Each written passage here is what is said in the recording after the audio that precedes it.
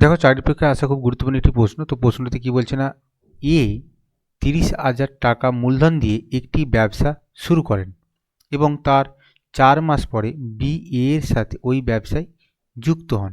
1 বছর পরে 2:3 অনুপাতে তাদের লভ্যাংশ ভাগ করা হয়, তাহলে ওই ব্যবসায় বি এর মূলধন নির্ণয় করো। 4টে অপশন দেখা তোমরা দেখতে পাচ্ছ।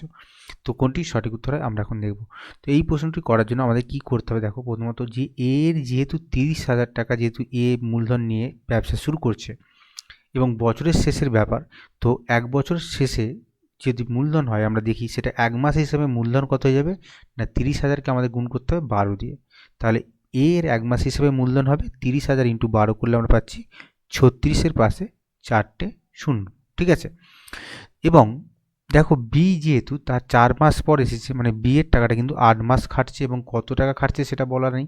তাহলে আমি যদি ধরি এখানে এক্স টাকা খাটছে, তাহলে বি এর 1 মাস হিসেবে মূলধন কত হবে না 8 ইন্টু এক্স।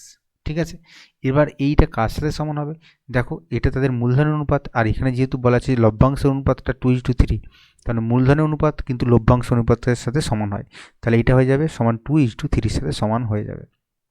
তো এখান থেকে আমাদের বি এর মূলধন মানে এক্স টাকা, আমাদের এক্স এর মানটা আমাদের কী করতে বের করতে হবে, তাহলেই তোমার উত্তর হয়ে যাচ্ছে। তো দেখো এখানে আমরা জানি যে প্রথম ইন্টু চতুর্থ সমান দ্বিতীয় ইন্টু তৃতীয়, তার মানে এখান থেকে আমরা বলতে পারছি 8 দুনে কত 16x সমান আমরা 3 ইন্টু 36-এর পাশে কটা শূন্য না, 1 2 3 4টে শূন্য। ঠিক আছে, তাহলে এখান থেকে আমরা জানতে চাইছি কত এক্স এর মান কত, তাহলে এক্স সমান আমরা বলে দিতে পারছি কত 3 ইন্টু 36-এর পাশে 1 2 3 4টে শূন্য ডিভাইডেড বাই কত না হচ্ছে 16। ঠিক আছে, তো কাটারি করো তাহলে উত্তর পেয়ে যাবে।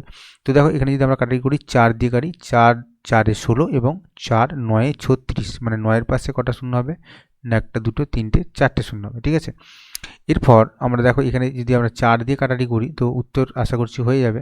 তো 4 দিয়ে কাটারি যদি আমরা করি তাহলে আমরা এখানে পাচ্ছি দেখো 4 দিয়ে 9,000কে কাটলে কত 4 দুগুণে 8 1 মানে 10 হচ্ছে, তাহলে হচ্ছে 5 দুগুণে 10।